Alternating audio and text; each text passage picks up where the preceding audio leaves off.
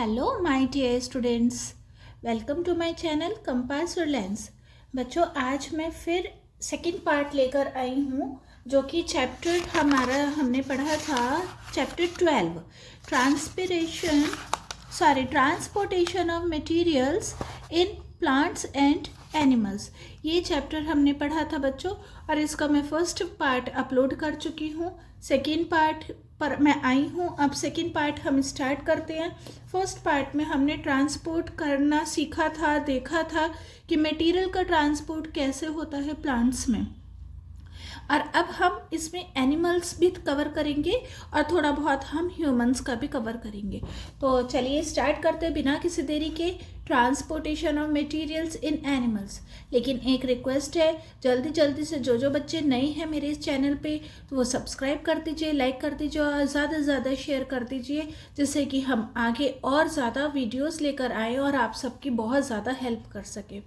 चलिए स्टार्ट करते हैं। Transportation of materials in animals.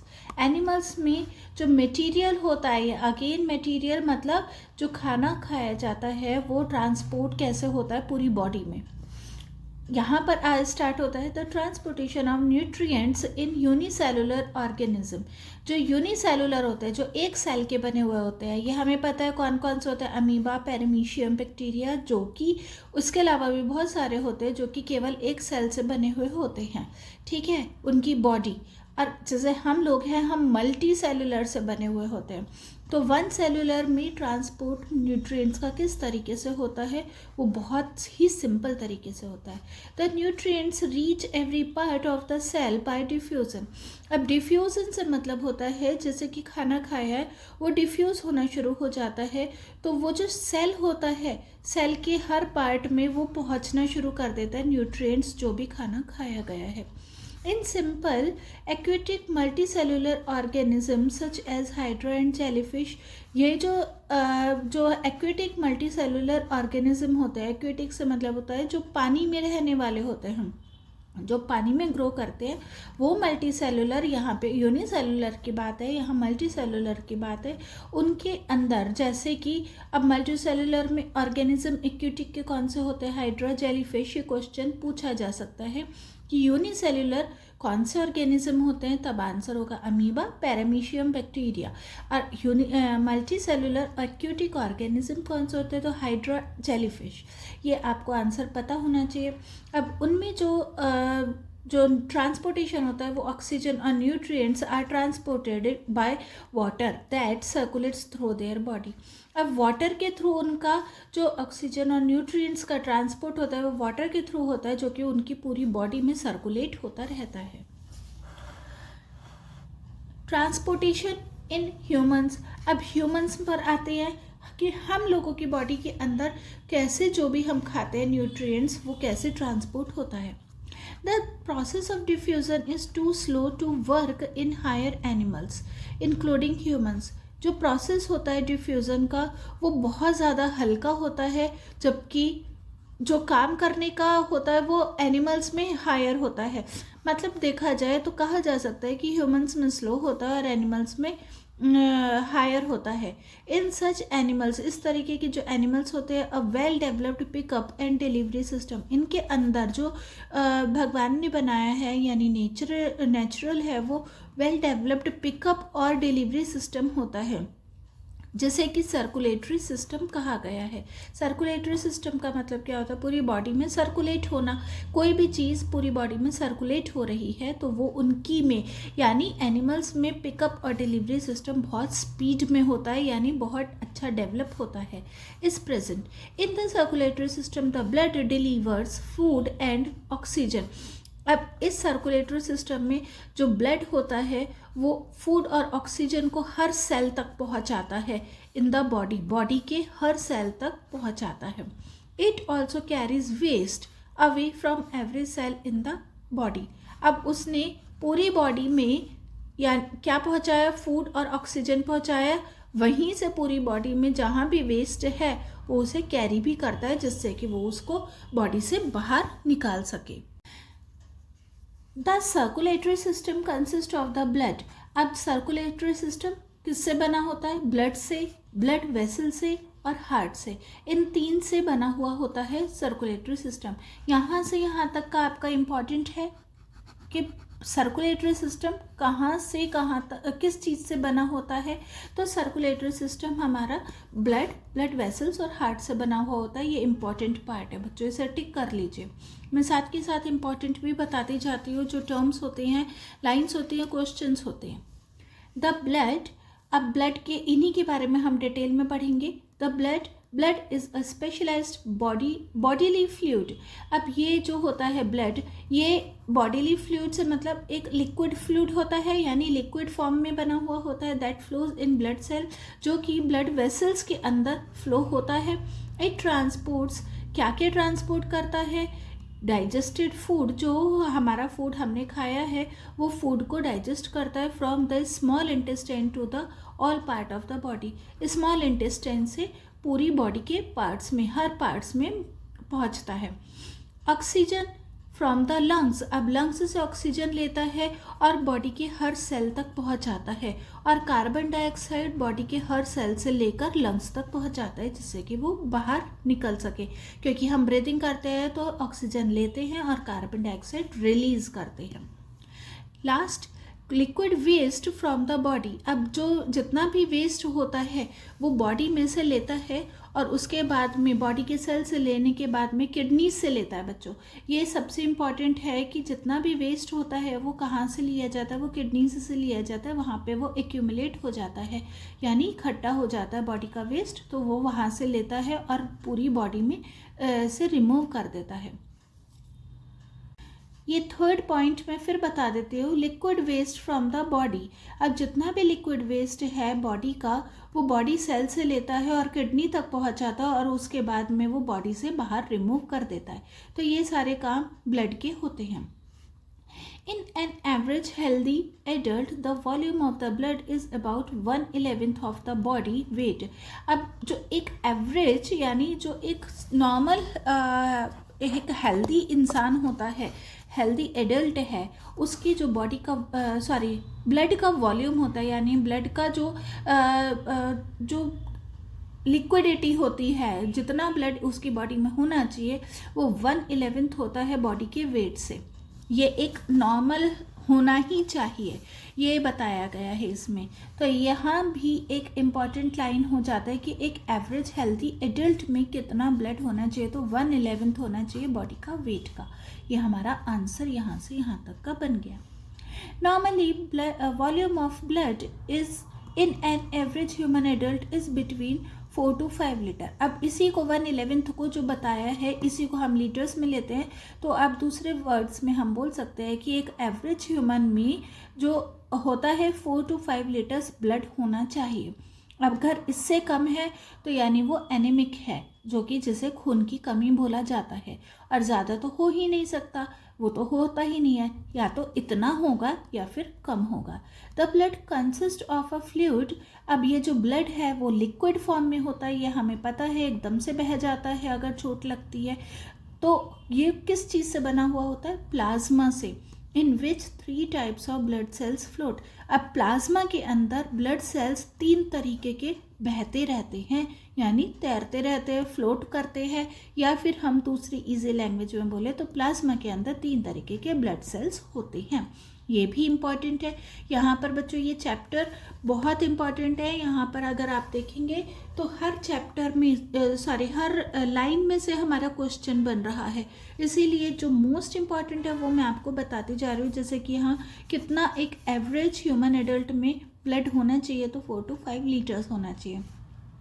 Blood किससे बना हुआ होता है, कौन से फ्लूइड से? तो वो प्लाज्मा से बना हुआ होता है। प्लाज्मा के अंदर कितने तरीके के ब्लड सेल्स होते हैं? तो 3 टाइप के ब्लड सेल्स होते हैं। आपको यहाँ तक समझ आ गया होगा, तो आगे बढ़ते हैं। और आगे बढ़ने से पहले फिर मैं रिक्वेस्ट करूँगी, जल्दी जल्दी सब्सक्राइब, लाइक और शेयर कर दीजिए ज़्यादा से ज़्यादा अपने ग्रुप्स में, जिससे कि और बच्चों को भी फ्री में पूरी हेल्प मिल सके, वो भी सीख सके चीज़ों को। अब हम प्लाज्मा के बारे में सीखते हैं और उसके बारे में ब्लड सेल्स के बारे में सीखेंगे। प्लाज्मा क्या है? Plasma is the liquid part of the blood का ही एक लिक्विड पार्ट है प्लाज्मा। ये येलोइश कलर का होता है, जिसके अंदर 90% वाटर होता है। ये भी इम्पॉर्टेंट हो गया कि प्लाज्मा क्या होता है। तो लिक्विड पार्ट है ब्लड का, कौन से कलर का होता है, येलोइश कलर का होता है और उसके अंदर 90% वाटर होता है। इट हैज़ फूड, अब इसके अंदर और क्या होता है, फूड, वेस्ट, एंजाइम्स एक्सेट्रा इसके अंदर घुले हुए रहते हैं। अब ब्लड सेल्स देखते हैं। There are 3 types of blood cells, 3 तरीके के ब्लड सेल्स प्लाज्मा के अंदर होते हैं। ये ब्लड सेल्स की पिक्चर बनी हुई है बच्चों, ये इम्पॉर्टेंट है, ये अक्सर आ जाता है क्वेश्चन ब्लड सेल्स का आपको डायग्राम बनाने के लिए। ये ब्लड वेसल्स हो गई, इसके अंदर ये जो डिस्क टाइप के बने हुए होते हैं ये ही रेड ब्लड सेल्स होते हैं। फिर इसी में जो वाइट कलर के है ये वाइट ब्लड सेल्स है। इसी में जो येलोइश पार्ट का है वो प्लाज्मा हो गया।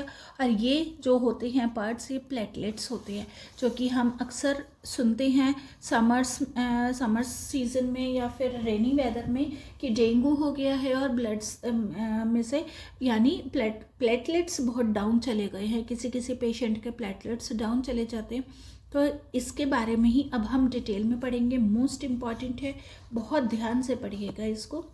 रेड ब्लड सेल्स जो हमने 3 तरीके के सीख रहे थे वो कौन कौन से हैं, red blood sales, white blood cells और प्लेटलेट्स। अब इन्हीं के बारे में हम डिटेल में देखते हैं।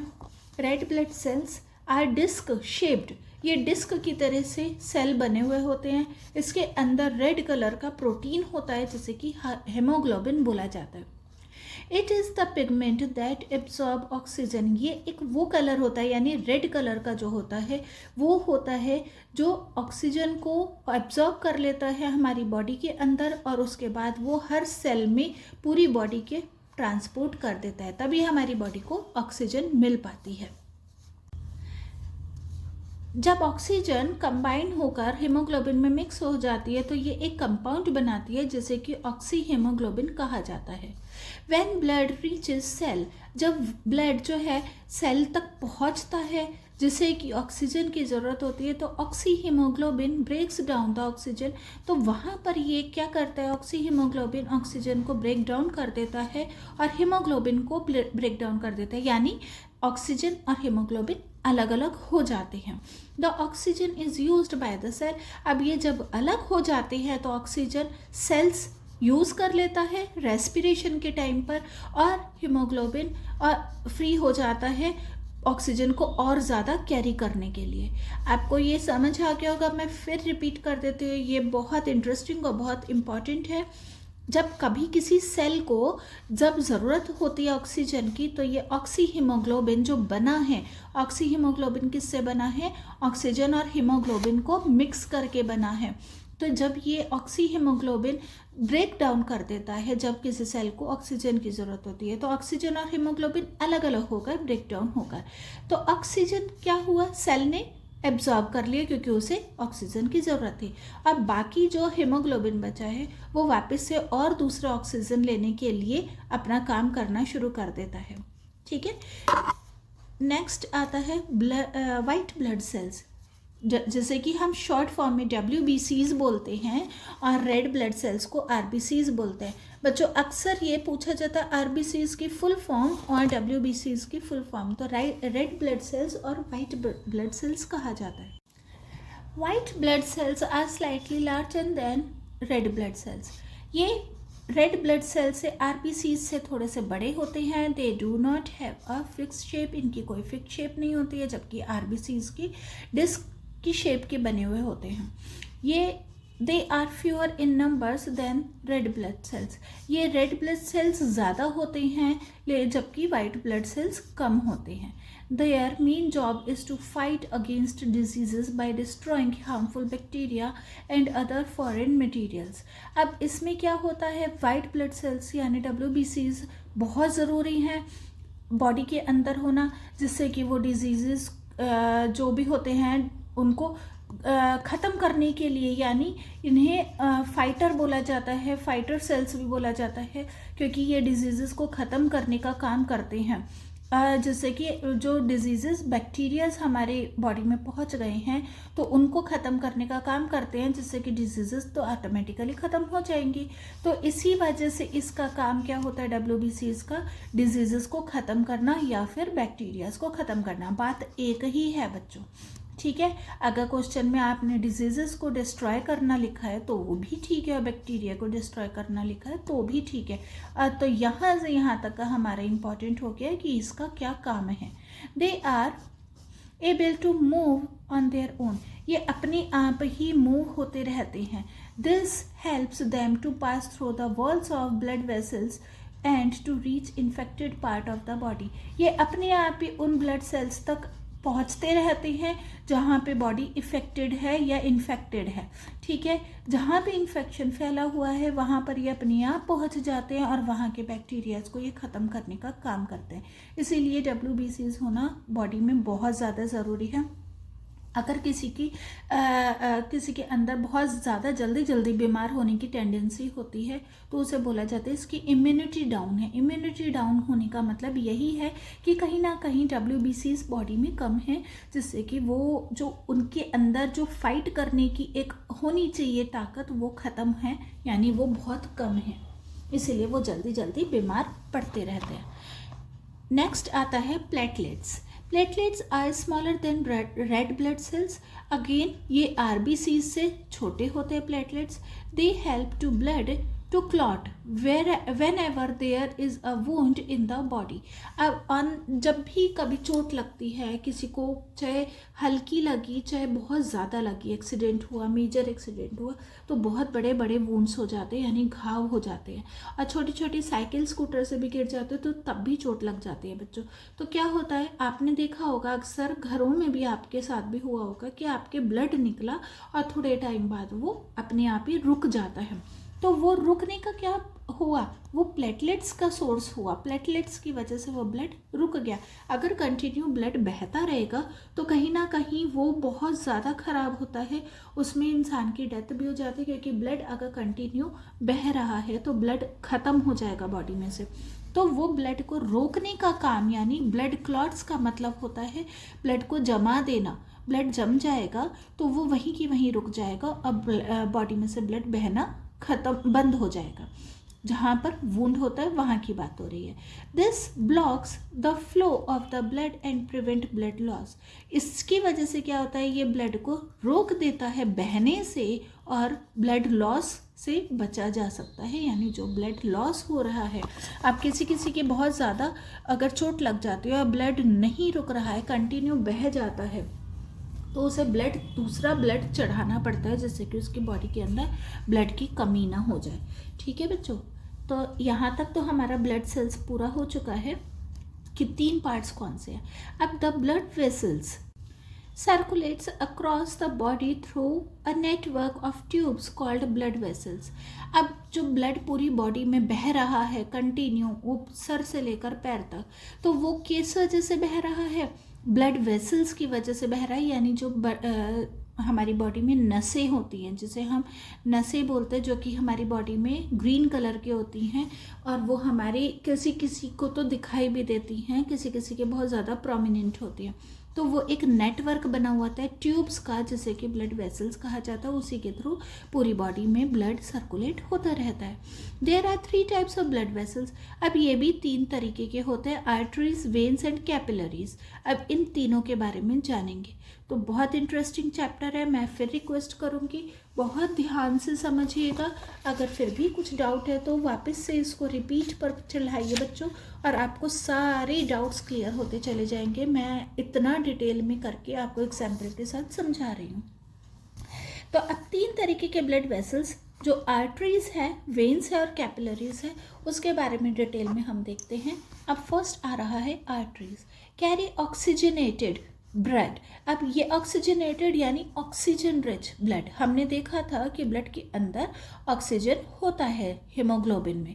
ठीक है, तो वही हमारा आर्टरीज में आ रहा है। Arteries carry oxygenated blood away from the heart. Heart से ये ऑक्सीजन रिच ब्लड लेती है, कैरी करती है कौन, arteries. Are as the heart pumps blood into the arteries. जैसे ही हार्ट पंप करता है ब्लड को आर्टरीज में, द ब्लड फ्लोज रैपिडली, और रैपिडली का मतलब होता है बहुत तेज़ी से, तो ब्लड बहुत तेज़ी से आर्टरीज में जाता है बहुत हाई प्रेशर के साथ में। Arteries therefore have thick elastic walls, इसीलिए आर्टरीज की बहुत मोटी और इलास्टिक वॉल्स होती है जिससे कि वो उसके प्रेशर को झेल सके। ठीक है। To feel the blood rush through the arteries place 2 fingers in the hollow spot of the wrist. Wrist के जो हॉलो स्पेस होता है वहाँ पर आपको बच्चों थ्रॉबिंग का सेंसेशन दिखाई देगा। वहाँ पर आप रिस्ट का, जैसे मैं अब अपनी ही रिस्ट का दिखा देती हूँ, ये मेरी रिस्ट है। रिस्ट के पास में अगर मैं यहाँ पर, ये जो साइड है यहाँ पर अगर मैं देखूँगी, ये मेरी वेन्स आ रही है, ये देखिए ये वेन्स आ रही है जो दिख रही है। अब यहाँ पर अगर मैं करती हूँ ये थोड़ा सा साइड में, आप इस साइड भी अपना फिंगर को आप हल्का सा टैप करेंगे या दबाएंगे या रखेंगे तो आपको एक थ्रॉबिंग फील होगी, यानी कहीं ना कहीं आपको ऐसा लगेगा कुछ हो रहा है, जैसे हार्ट बीट होती है उस तरीके की थ्रॉबिंग सेंसेशन या फिर पल्स जिसे बोला जाता है वो आपको फील होगी। That you can feel is actually blood rush through the arteries. ये क्या है, इसका मतलब यही है कि जो ब्लड है वो आर्टरीज से बहुत तेज़ी से बह रहा है। ठीक है बच्चों, यहाँ पर ये आप ज़रूर करके देखिएगा। अब arteries branch into smaller and smaller arteries, जो आर्टरीज होती है वो ब्रांच करती है यानी निकलती हैं चारों तरफ से, वो बहुत छोटे छोटे छोटे छोटे आर्टरीज में निकलती हैं यानी ब्रांचेस में निकलती हैं, एंड फाइनली इनटू कैपिलरीज, और उसके बाद क्या होता है वो कैपिलरीज में बन जाती हैं, यानी कैपिलरीज बन जाती हैं। Capillaries are the thinnest blood vessels, capillaries बहुत बारीक बारीक पतली पतली से ब्लड वेसल्स होती हैं, about a thick as a strand, जैसे कि हेयर यानी बालों की साइज़ का। हम अपने पैरों में भी देख सकते हैं, किसी किसी के पैरों में बिल्कुल साफ दिखाई देते हैं, पैरों में बहुत बारीक बारीक सी थाइस की साइड पर अगर आप ध्यान करेंगे, आपके जो एजेड लोग होते हैं उनके ज़्यादा दिखाई देगा बच्चों। जो जैसे दादा जी हैं आपके घर में, ग्रैंड पेरेंट्स हैं या मदर फादर के भी होता है, तो उनके में ज़्यादा अच्छे से दिखाई देगा क्योंकि उनकी स्किन थोड़ा लूज़ हो जाती है और थिन हो जाती है एज के साथ में, तो वहाँ पर आपको बिल्कुल बारीक बारीक सी नसें दिखाई देंगी। हो सके तो इसे भी एक बार देखिएगा, वो कैपिलरीज ही हैं। अबाउट, जैसे वो हेयर होता है, हमारा बाल होता है, बाल के स्ट्रैंड की तरह से इतनी पतली और इतनी बारीक होती हैं। They have very thin walls, इनकी वॉल्स भी बहुत पतली होती हैं, through which oxygen, digested food, carbon dioxide और दूसरे वेस्ट प्रोडक्ट्स एक्सचेंज होते हैं एक दूसरे से बिटवीन द ब्लड के अंदर, क्योंकि ऑक्सीजन अंदर आया, कार्बन डाइऑक्साइड ने उसे एक्सचेंज करके बाहर निकाला, डाइजेस्टेड फूड अंदर आया तो वेस्ट प्रोडक्ट्स बाहर निकलने के लिए एक्सचेंज हो गया। ठीक है, ये ब्लड में होता है सराउंडिंग द सेल्स के चारों तरफ। ठीक है, यहाँ पर अब हमारा क्लियर हो गया होगा, आगे बढ़ते हैं। The capillaries join up to form the veins. अब कैपिलरीज जब ज्वाइन होती हैं तो वो वेन्स बना लेती है, जो बड़ी बड़ी नसें होती हैं। ये भी अब वेन्स कैरी, अब वेन्स का क्या काम होता है, ये कार्बन डाइऑक्साइड रिच ब्लड को कैरी करती हैं बाहर निकालने के लिए बैक टू द हार्ट, और हार्ट तक पहुंचाती हैं जिससे कि वो बाहर निकल जाए। वेन्स हैव थिन वॉल्स, इसकी भी बिल्कुल थिन वॉल्स होती हैं। दे हैव वॉल्स, इनके वॉल्व्स होते हैं which allow the blood to flow only towards the heart. वो वॉल्व्स का काम केवल यही होता है कि ब्लड को हार्ट तक पहुंचाने का काम होता है वेन्स का। ठीक है बच्चों, तो मेन क्या हुआ, veins carbon dioxide rich blood carry करती है, जबकि आर्टरीज हमारी ऑक्सीजन रिच ब्लड कैरी करती है। आपको ये डिफरेंस समझ आ गया होगा, और साइड बाय साइड मैं समझा भी इस तरीके से रही हूँ कि शायद आप लोगों को, बहुत सारे बच्चों को लर्न भी साथ के साथ हो रहा होगा। ठीक है, अगर आप रिपीट में बार बार इस वीडियोस को देखेंगे बच्चों तो आपको साथ के साथ लर्न भी होता जाएगा, तो इसे ध्यान से देखिएगा। यहाँ पर आपको पूरा हमारा ब्लड वेसल्स पूरा क्लियर हो गया होगा जो मैंने अभी आपको समझाया तीनों ही। ये मोस्ट इम्पॉर्टेंट है, इसे अच्छे से लर्न कीजिए। अब फैक्ट पर भी आते हैं, फैक्ट भी देखते हैं फैक्ट क्या है। फैक्ट है the arteries that carries carbon dioxide rich blood. Arteries जो कार्बन डाइऑक्साइड रिच ब्लड को ले रही हैं, कैरी कर रही हैं हार्ट से और लंग्स तक पहुंचा रही हैं, उसको पल्मोनरी आर्टरी बोला जाता है। ठीक है बच्चों, कंफ्यूज होने की ज़रूरत नहीं है। कैपिलरीज ये काम कर रही थी, कार्बन डाइऑक्साइड रिच ब्लड को कैरी कर रही थी, इसी में आर्टरीज आ रही हैं। आर्टरी में जो ये काम कर रही है वो पल्मोनरी आर्टरी कही जाती है। It is the only artery that carries carbon dioxide. ये केवल एक यही आर्टरी है जो कार्बन डाइऑक्साइड रिच ब्लड को कैरी करती है, क्योंकि ये काम कैपिलरीज का है। The when that carries oxygen rich blood from the lungs. अब वो वेन जो ऑक्सीजन रिच ब्लड को कैरी कर रही है और कहाँ से, लंग्स से ले रही है और हार्ट तक पहुँचा रही है, उसे पल्मोनरी वेन कहा जाता है। आर्टरी पल्मोनरी आर्टरी हो गई और वेन में पल्मोनरी वेन हो गए, जिनके ये काम है। ये मोस्ट इम्पॉर्टेंट क्वेश्चन है, इसको आप अलग अलग से या एक साथ भी लर्न कर सकते हैं। अलग से और एक साथ से मतलब है, अकेले क्वेश्चन आ सकता है पल्मोनरी आर्टरी के बारे में, अकेले क्वेश्चन आ सकता है पल्मोनरी वेन के बारे में। ठीक है बच्चों, आर्टरी और वेन का ही डिफरेंस है, वर्ड हमारा पल्मोनरी ही है, और साथ में डिफरेंस बिटवीन भी आ सकता है, डिफरेंस बिटवीन पल्मोनरी आर्टरी और पल्मोनरी वेन, इनके बीच का डिफरेंस भी पूछा जा सकता है। It is the only when that carries oxygen rich blood. ये केवल अकेले यही वेन है, वेन के नाम पर अकेले यही वेन है जो ऑक्सीजन रिच ब्लड को कैरी करती है। ठीक है बच्चों, आई होप आपको पूरा क्लियर हो गया होगा अब तक जो हमने चैप्टर स्टार्ट किया था। चैप्टर स्टार्ट में फर्स्ट पार्ट था, फर्स्ट पार्ट में भी मैंने फिनिश करने के बाद अब सेकेंड पार्ट इस वीडियो में स्टार्ट किया, और जहाँ से हमने स्टार्ट किया टिल एंड, यहाँ फैक्ट तक आपको पूरा क्लियर हो गया होगा। नेक्स्ट पॉइंट आता है हार्ट। अब हार्ट का क्या काम है? The heart is the fist sized muscular organ. Fist size से मतलब होता है मुट्ठी जितना। मुट्ठी हम बंद करेंगे, अपनी अपनी मुट्ठी बंद करिए, और जिसकी जितनी साइज की मुट्ठी है, अपने हाथों को बंद करके जो हम मुट्ठी बनाते हैं बच्चों, उसको बोला गया है फिस्ट। जिस साइज की जिसकी मुट्ठी है उसी साइज का उसका हार्ट है। ठीक है, तो हार्ट हमारा सबका अपनी अपनी फिस्ट साइज का ही होता है। ये मस्कुलर ऑर्गन है जो कि लंग्स के बीच में लोकेट होता है। इट इज सेंट्रली प्लेस्ड, ये बिल्कुल बीच में प्लेस है, but tilted towards the left, लेकिन लेफ्ट की साइड पर ज़्यादा झुका। इट बीट्स 60 to 80 टाइम्स, ये 60 से 80 टाइम्स एक मिनट में बीट करता है थ्रू आउट योर लाइफ, पूरी लाइफ में। Its function is to pump blood. अब इसका काम क्या है, अलग से भी पूछा जा सकता है, what is the function of the heart. तो it function is to pump blood, pump करना होता है ब्लड को, और उसके बाद में बॉडी के हर पार्ट तक पहुंचाना होता है। You can feel your own heart beat, आप अपनी हार्ट बीट को खुद भी फील कर सकते हैं। कहाँ पे, जब प्लेस करते हैं अपने हैंड को चेस्ट पर, लेफ्ट की साइड रखने पर ही हार्ट बीट फील होगी। A doctor uses stethoscope, heart beat को लिसन करने के लिए यानी सुनने के लिए स्टेथोस्कोप का यूज़ डॉक्टर्स करते हैं। यहाँ तक आपको क्लियर हो गया होगा। और ये जो डायग्राम है बच्चों, ये मोस्ट इम्पॉर्टेंट डायग्राम है।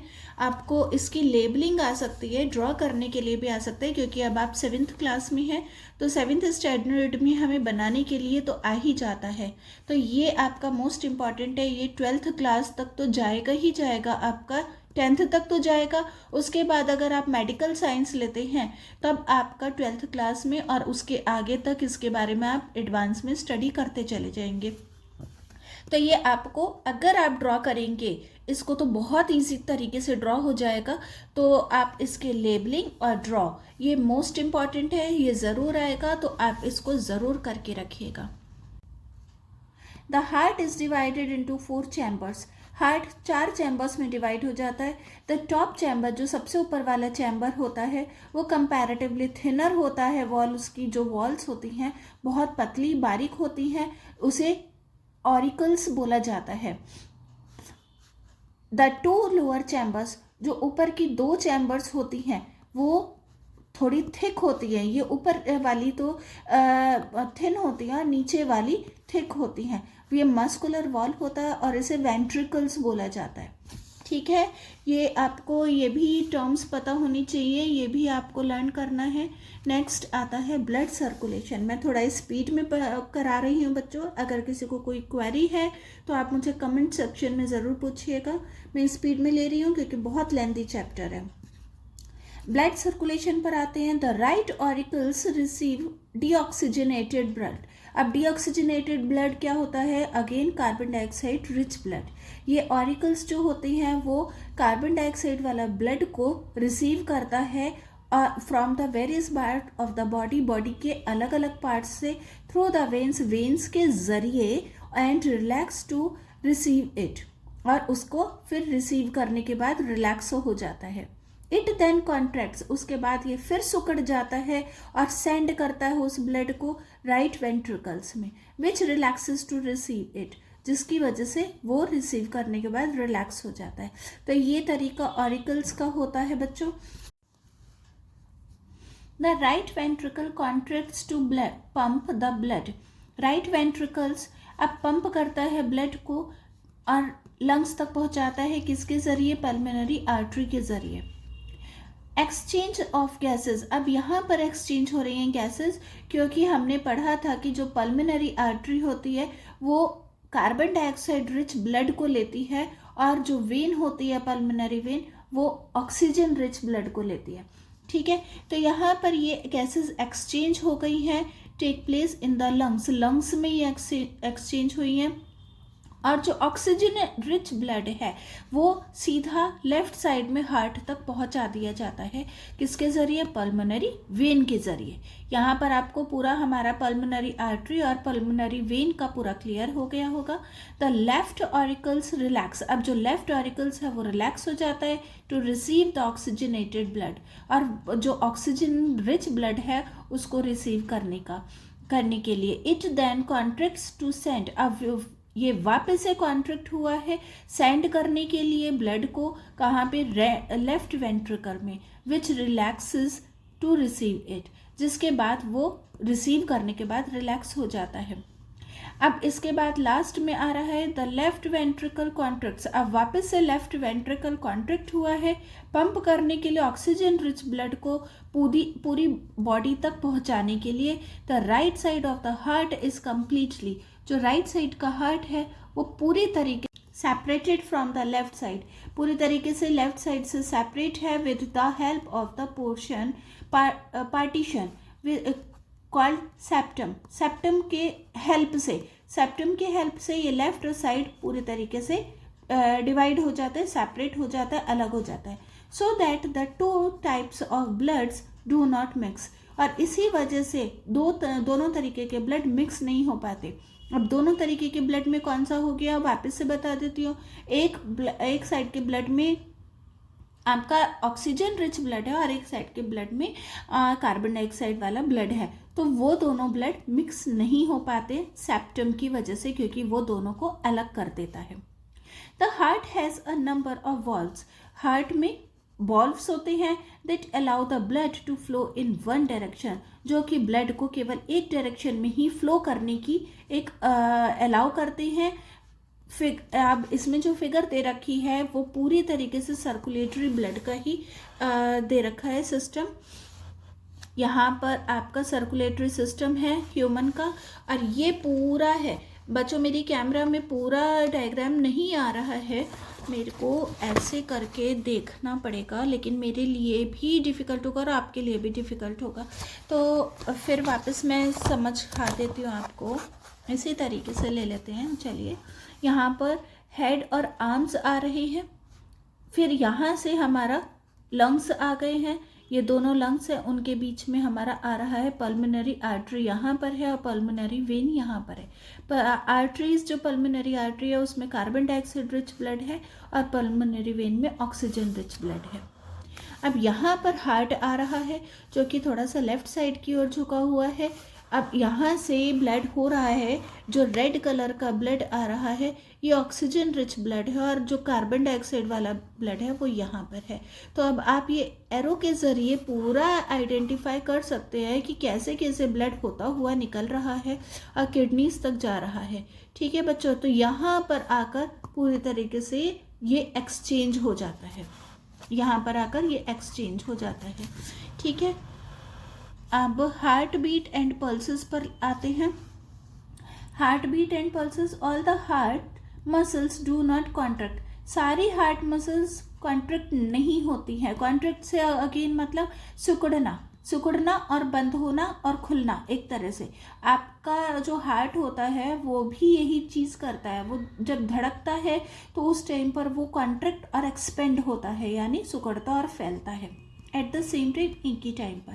The 2 auricles contract first. 2 auricles सबसे पहले सिकुड़ते हैं facing the blood into ventricles, जो फोर्स करते हैं, सॉरी फेसिंग नहीं है, फोर्सिंग है, forcing the blood into ventricles, ventricles में ब्लड को फोर्सफुली पहुंचाने के लिए। द 2 वेंट्रिकल कॉन्ट्रैक्ट्स, उसके बाद में 2 वेंट्रिकल्स कॉन्ट्रैक्ट होते हैं। A fraction of a second later, उसके बाद में जो बाकी का बचा हुआ है वो करने के लिए। For this reason each heart beat can be heard, और इसी वजह से हर बार आपको हार्ट बीट सुनाई दे सकती है एज 2 साउंड्स, 2 साउंड में धक धक धक धक, ये जो साउंड आती है वो यही है, जिसमें कि एक कॉन्ट्रैक्ट हो रहे हैं, 2 ऑरिकल्स कॉन्ट्रैक्ट हो रहे हैं, फिर 2 वेंट्रिकल्स कॉन्ट्रैक्ट हो रहे हैं, यानी सिकुड़ रहे हैं। This sound is followed by a stronger sound. ये जो साउंड है ये बहुत तेज साउंड होती है, caused by the contraction of ventricles. यही चीज़ जो मैंने अभी आपको बताया, वेंट्रिकल्स के कॉन्ट्रैक्शन यानी सिकुड़ने के कारण ये साउंड सुनाई देती है, जो तेज सुनाई जाती है। The doctor listen to this 2 part sound. Doctor इसी 2 पार्ट को ही साउंड की सुनते हैं, जैसे कि लब लब, लब डब, या हम हिंदी में धक धक, ये वाला सुनते हैं। Using a device called stethoscope, stethoscope के जरिए वो यही दोनों हार्ट बीट को सुनते हैं। अब इसमें नोट भी दे रखा है, note the sound are actually produced by the closing of the valves. अब जो साउंड है वो सच में क्या है, ये जो साउंड प्रोड्यूस हो रही है वो एक्चुअली में वॉल्व्स के क्लोज होने की है हार्ट में। व्हेन कॉन्ट्रैक्शन अकर, जब जिस टाइम पर वो सिकुड़ता है, सिकुड़ने के बाद में वो ये आवाज़ करता है। When the left ventricle contract, जब लेफ्ट वेंट्रिकल कॉन्ट्रैक्ट होता है यानी सिकुड़ता है, blood moves into the arteries, तो उस टाइम पर ब्लड आर्टरीज में मूव कर जाता है अंडर हाई प्रेशर, बहुत तेज प्रेशर के साथ। The walls of the arteries are stretched by this pressure, जो आर्टरीज की वॉल्स हैं वो बहुत तेज़ी से खिंचाव आ जाता है, इस प्रेशर की वजह से उसके अंदर खिंचाव आ जाता है। व्हेन द वेंट्रिकल्स रिलैक्स, जब वेंट्रिकल्स रिलैक्स हुई, क्योंकि यहाँ पर तो कॉन्ट्रैक्ट हुई, सिकुड़ गई, रिलैक्स से मतलब फैल जाती है, रिलैक्स से, जो पीछे भी हमारा टर्म रिलैक्स हो रहा है वो फैलने से ही मतलब है बच्चों। वेंट्रिकल रिलैक्स हो जाती है तो प्रेशर गोज डाउन, तो प्रेशर हल्का हो जाता है जब वो फैल जाती है। The stretching and relaxing of the arteries with each heart beat is felt as a throbbing called pulse. अब यही जो स्ट्रेचिंग यानी खिंचाव या सिकुड़ना, रिलैक्स होना, यही सब जो आर्टरीज में हो रहा है हर हार्ट बीट में यही फेल्ट करता है, यानी हमें यही फील होता है। जो थ्रॉबिंग होती है धक धक वाली या लब डब वाली, उसी को पल्स कहा जाता है।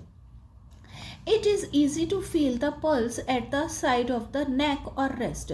अब ये जो पल्स होती है, ये पल्स भी बिल्कुल जैसे हार्ट बीट होती है उसी तरह से हमारे को फील होती है, चाहे वो आप नेक की साइड, अपनी गर्दन की साइड भी देख सकते हैं और रिस्ट में भी देख सकते हैं। ठीक है बच्चों, ये आप ज़रूर देखिएगा करके, आपको पूरा फील होगा। ठीक, ये जो इंस्ट्रूमेंट होता है बच्चों, स्फेग्मोमेनोमीटर, ये आपको मैं फिर बता दूँ, स्फेगमोमेनोमीटर, ये मैंने डिवाइड करके बता दिया, इसको प्रोनाउंसिएशन करने के लिए इजी हो जाएगा। ये एक डिवाइस होता है, एक इंस्ट्रूमेंट होता है, is use to measure the blood pressure, जिससे कि ब्लड प्रेशर को मेज़र किया जाता है। With which blood rushes through the veins in the body, जिसमें कि ब्लड बहुत तेज़ी से वेन्स में बहता है।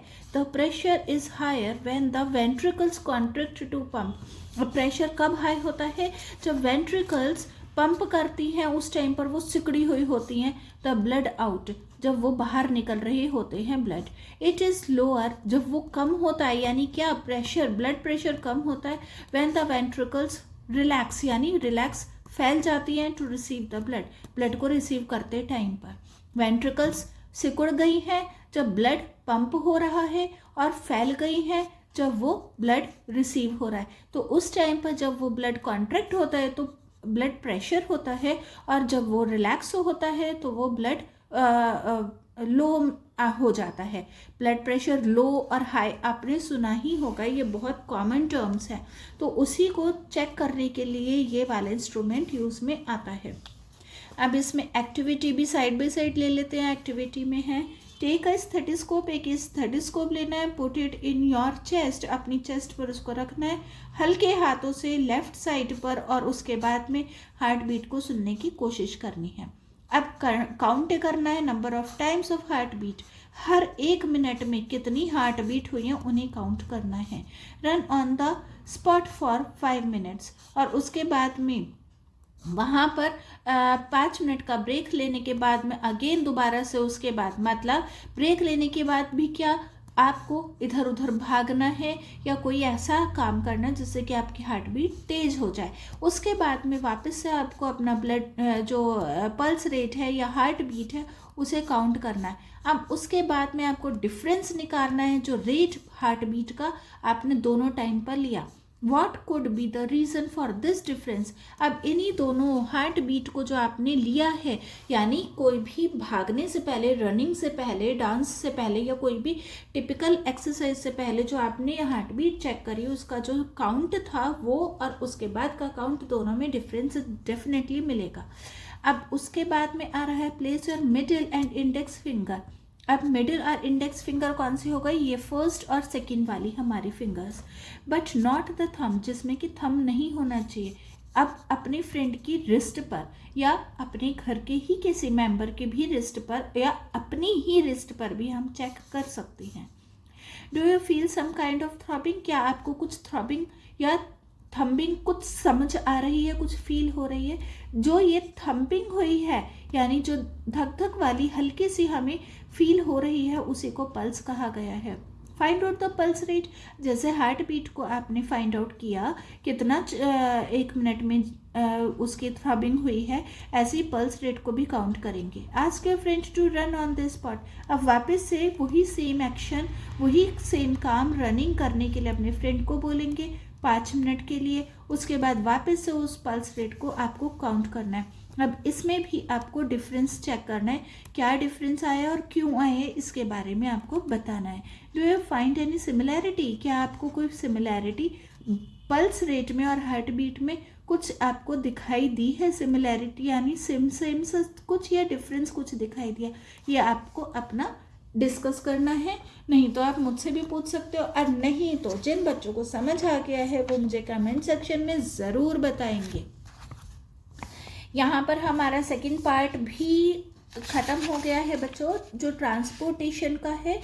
मैं थर्ड पार्ट में ये इसी वीडियो में बता रही हूँ, थर्ड पार्ट भी, जो कि हमारा एक्सक्रीशन से रिलेटेड है। एक्सक्रीशन क्या होता है? जो हमारी बॉडी का जो भी वेस्ट मटेरियल होता है उसे बाहर निकालने का जो एक प्रोसेस होता है, उसे एक्सक्रीशन कहा जाता है।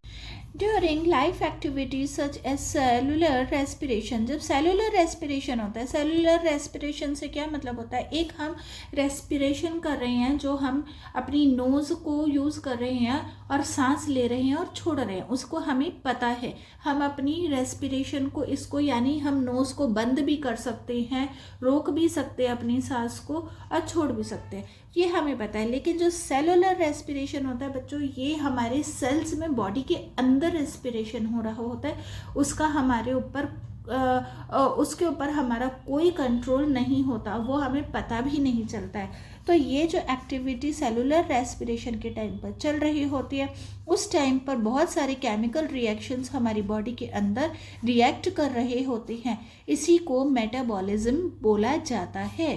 These chemical reactions produce waste products. अब ये जो केमिकल रिएक्शंस हो रही हैं, यही वेस्ट प्रोडक्ट्स को प्रोड्यूस करते हैं, जैसे कि carbon dioxide, water, salt, urea and uric acid. जैसे कि कार्बन डाइऑक्साइड हो गई, जो आपका बॉडी से बाहर निकलना बहुत ज़रूरी है। वाटर हो गया, जो एक्सेस वाटर है हमारी बॉडी में, वो भी हमारा स्वेटिंग के ज़रिए बाहर निकल जाता है। सॉल्ट हो गया, जो एक्सेस सॉल्ट है वो भी निकलता है। वो कैसे निकलता है? अगेन सॉल्ट और वाटर, हमारी स्वेटिंग में वाटर और सॉल्ट दोनों होता है पसीने में। यूरिया और यूरिक एसिड, ये भी नाम है यूरिया और यूरिक एसिड। अगेन जो यूरिन जाती हैं, जो टॉयलेट वॉशरूम जाया जाता है, उसमें भी वाटर, सॉल्ट, यूरिया और यूरिक एसिड उसमें भी निकलता है, जो हमारी बॉडी के लिए बहुत ज़्यादा हार्मफुल है। Accumulation of these waste beyond a level inside the body is harmful to the body. Accumulation से मतलब होता है इकट्ठा होना। अगर ये बॉडी के अंदर इकट्ठे हो जाती हैं तो वो बहुत ज़्यादा हार्मफुल होते हैं बॉडी के लिए। The excretory organs remove this waste. अब ये जो एक्सक्रेटरी ऑर्गन्स होते हैं, यही वेस्ट को रिमूव करने में हेल्प करते हैं। This process of removal of metabolic waste, ये जो मेटाबॉलिक वेस्ट होते हैं, इसको रिमूव करने का जो प्रोसेस होता है from the body is known as excretion. यही जो प्रोसेस को एक्सक्रीशन बोला जाता है। एक्सक्रीशन इन एनिमल्स, एनिमल्स में एक्सक्रीशन कैसे होता है? लोअर एनिमल्स में, जैसे कि अमीबा, पैरामीशियम, हाइड्रा, स्पॉन्जेस, इसमें कोई स्पेशल एक्सक्रीटरी ऑर्गन नहीं होता। वेस्ट प्रोडक्ट्स जैसे कि अमोनिया और एक्सक्रीट होते हैं by the process of diffusion through the body surface. Body की सरफेस पर ही आकर वो डिफ्यूज यानी ख़त्म हो जाते हैं। Larger animals have special organ, जो बड़े एनिमल्स होते हैं उनमें स्पेशल ऑर्गन्स एक्सक्रीशन के लिए बनाए जाते हैं, जिससे वो अपनी बॉडी का वेस्ट बाहर निकाल सकें। ऐसे ही ह्यूमंस में होता है। Excretion in humans is carried out mainly by the urinary system. Urinary system के थ्रू सारा ह्यूमंस का एक्सक्रीशन होता है। It removes most of the waste of the body.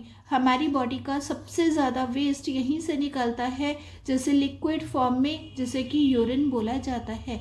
Urine के अंदर 95% वाटर होता है, 2.5% यूरिया होता है और 2.5% दूसरे और वेस्ट प्रोडक्ट्स होते हैं।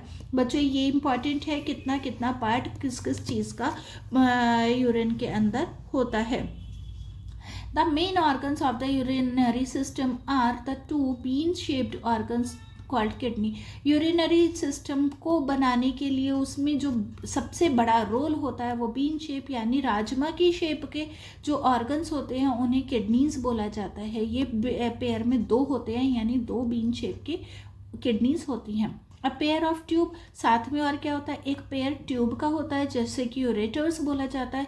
एक इलास्टिक सैक होती है, जिसे कि यूरिनरी ब्लैडर बोला जाता है। यूरिनरी ब्लैडर में ही सारा यूरिन कलेक्ट होता है।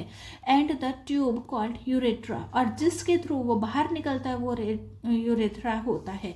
यहाँ पर आपका पूरा डायग्राम के थ्रू पता चल रहा होगा। यहाँ पर ये किडनीज हो गई हैं, ये जो यूरेटर्स होते हैं, और उसके बाद में यूरिनरी ब्लैडर होता है। यहाँ पर पूरा यूरिन स्टोर हो रहा है और यूरेथ्रा के ज़रिए पूरा यूरेथ्रा के ज़रिए पूरा यूरिन बाहर निकल रहा है। बच्चों आप में से बहुत सारे बच्चे सोच रहे होंगे कि पता नहीं ये चैप्टर में क्यों है पार्ट। बच्चों अगर किसी को डॉक्टर बनना है, डॉक्टर बनने के लिए हर चीज़ की नॉलेज होना बहुत ज़रूरी है। अगर डॉक्टर कोई बन भी नहीं रहा है फिर भी उसके बारे में कि हमारी बॉडी में भगवान ने किस किस तरीके से क्या क्या चीज़ें बनाई हैं जो हमें पता भी नहीं है, अंदर ही अंदर वो अपना काम कर रही है। हम तो आराम से बैठकर टीवी, मोबाइल, पढ़ाई, खेल कूद, खाना पीना, मूवी देखना, घूमना, यही काम करते रहते, लेकिन जो हमारी बॉडी के अंदर अपने आप काम चल रहा है उनके बारे में हमें कुछ नहीं पता होता। तो ये हमें जानना भी हमें बहुत ज़रूरी है। The kidneys are located on each side of the backbone. Backbone के दोनों साइड में किडनीज लोकेट होती हैं just above the waist, waist के यानी कमर के पूरा ऊपर। The main function is to filter waste from the blood, blood से जो इसका काम होता है ब्लड से जितना भी वेस्ट है उसे फिल्टर करना। जैसे आप चाय छान रहे हैं तो चाय में जितना भी वेस्ट क्या होगा, पत्ती होगी, चाय की पत्ती, टी लीव्स, वो सारा फिल्टर हो जाती है और चाय बाहर निकल जाती है। तो इसी तरीके से ब्लड बाहर निकल जाता है और जितना भी वेस्ट है वो यहीं पर रह जाता है। You can use a filter paper two separate solid impurities from the solution, जैसे कि यहाँ पर भी आपको एग्जाम्पल के थ्रू बता रहे हैं कि फिल्टर पेपर को आप किसी भी सॉल्यूशन में इम्प्योरिटीज़ को सेपरेट करने के लिए यूज़ कर सकते हैं।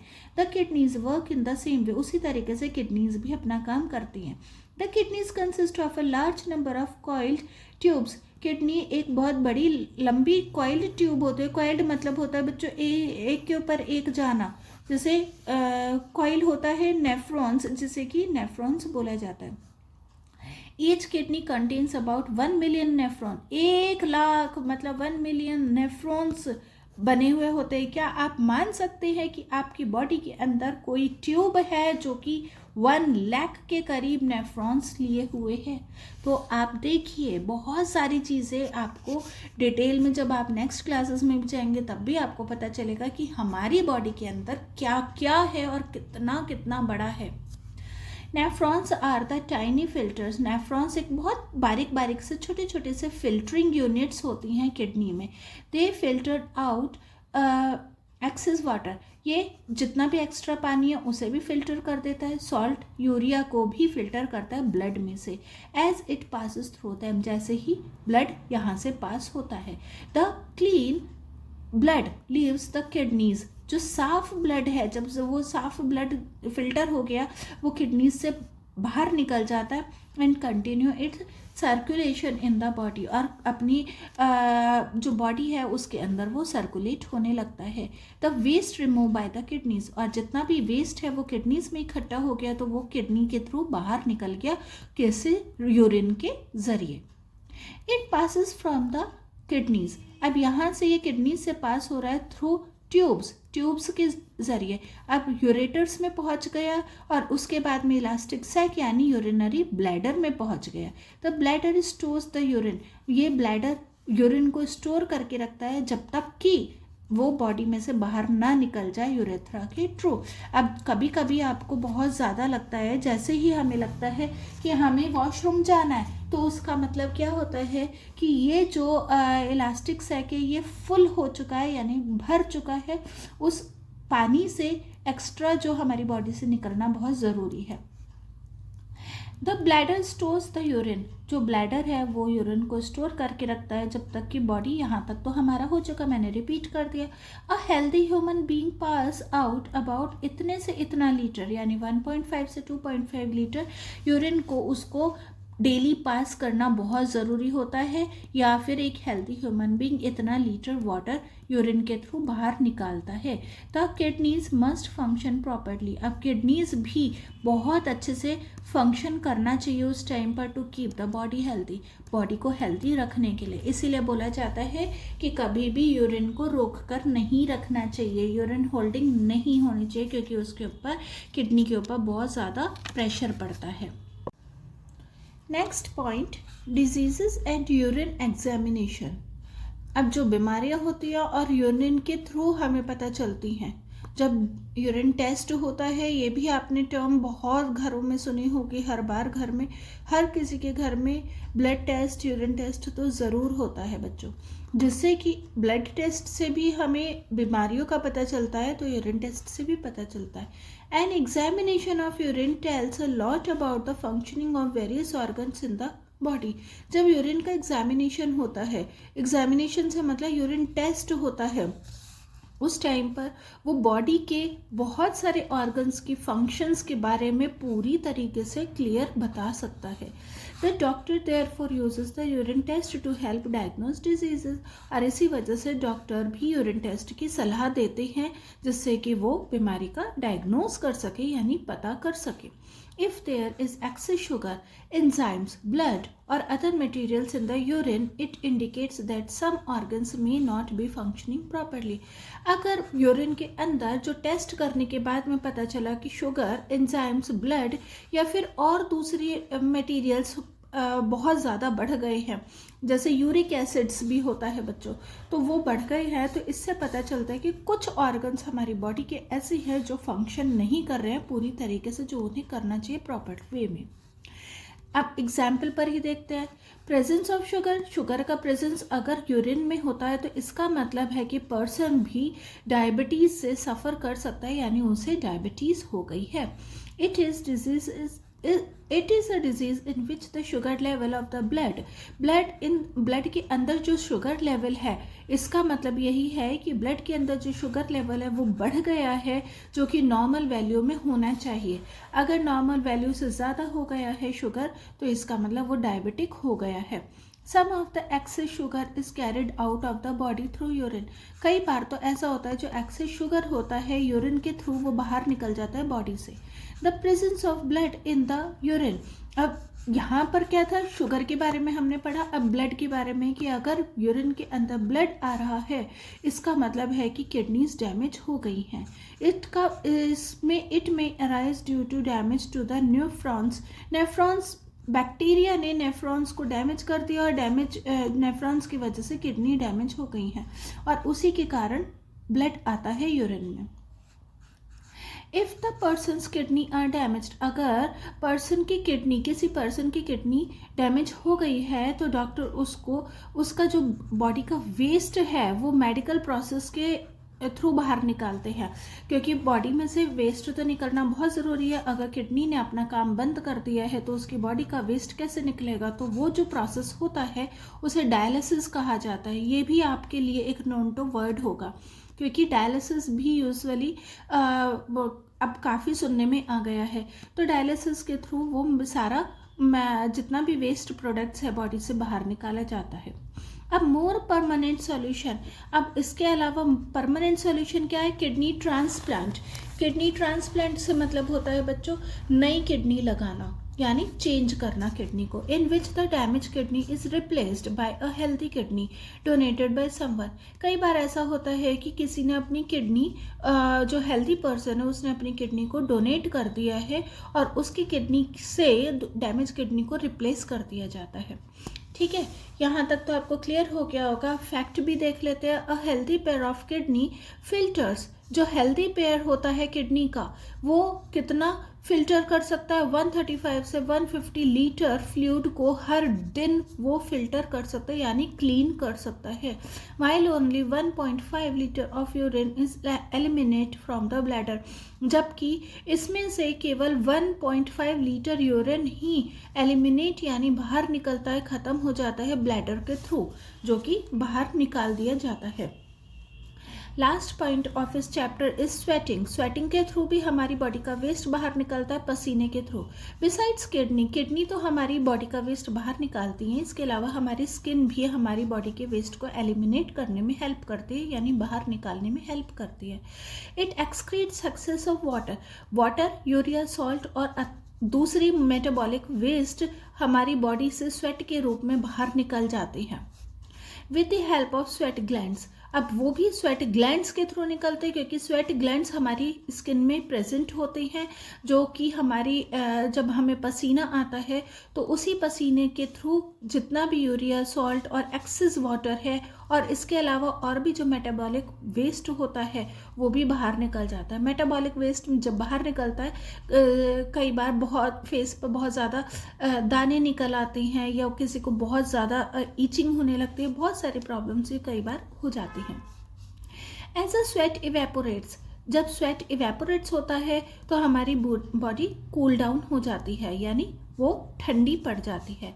Sweating help to cool down our body when it is very hot, और जब हमारी बॉडी बहुत ज़्यादा गर्म हो जाती है तो ये ऑटोमेटिकली स्वेटिंग के रूप में हमारी बॉडी को बाहर स्वेट से बाहर निकालने के बाद में वो कूल डाउन कर देती है, जिससे कि हमारी बॉडी ठंडी हो जाती है। इसीलिए कहा जाता है कि स्वेटिंग आना बहुत ज़रूरी है। ज़्यादातर अब के लोग क्या करते हैं, वो एसी में बैठे रहते हैं। एसी में बैठे रहते हैं तो वो उनको स्वेटिंग नहीं आती है। स्वेटिंग नहीं आएगी तो बॉडी का वेस्ट बाहर स्किन के थ्रू नहीं निकल पाएगा, क्योंकि स्किन के पोर्स भी खुलने बहुत ज़रूरी होते हैं, तभी स्किन हेल्दी दिखाई देती है। तो ये इसकी वजह से कहा जा सकता है कि एक्सरसाइज करो, बिना एसी के भी हमें एनवायरनमेंट में, नेचुरल एनवायरनमेंट में रहना चाहिए, जिससे कि स्वेटिंग आए और हमारी बॉडी का वेस्ट बाहर निकलने में उसको हेल्प कर सके। ये स्वेट ग्लैंड्स का डायग्राम है। स्वेट ग्लैंड्स जो एक्सक्रीट करते हैं वाटर को, यूरिया, सॉल्ट और दूसरे मेटाबॉलिक वेस्ट को। ये बच्चों ये है।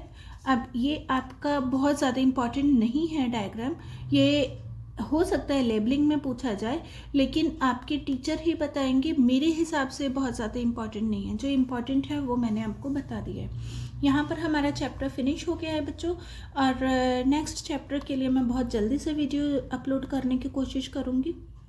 अगर आपको ये चैप्टर समझ आ गया है, फर्स्ट और सेकंड पार्ट दोनों को आप ध्यान से सुनिएगा, समझिएगा। क्वेश्चन आंसर्स मैं ऑलरेडी इसको अपलोड कर चुकी हूँ, उसका वीडियो मैं तीनों के लिंक आपकी इस चैनल पर डाल दूँगी, और आप उसको ज़रूर देखिएगा। और अगर आप नए हैं तो जल्दी जल्दी से सब्सक्राइब, लाइक और शेयर ज़्यादा से ज़्यादा करिएगा। और अगर आप मेरी चैनल पर पुरानी हैं, आप अक्सर मेरी वीडियोस देखते रहते हैं, तो आपसे रिक्वेस्ट है कि आप ज़्यादा से ज़्यादा शेयर कीजिए, जिससे कि आप भी बहुत बच्चों की हेल्प कर सकें। नेक्स्ट वीडियो तक के लिए बाय बाय।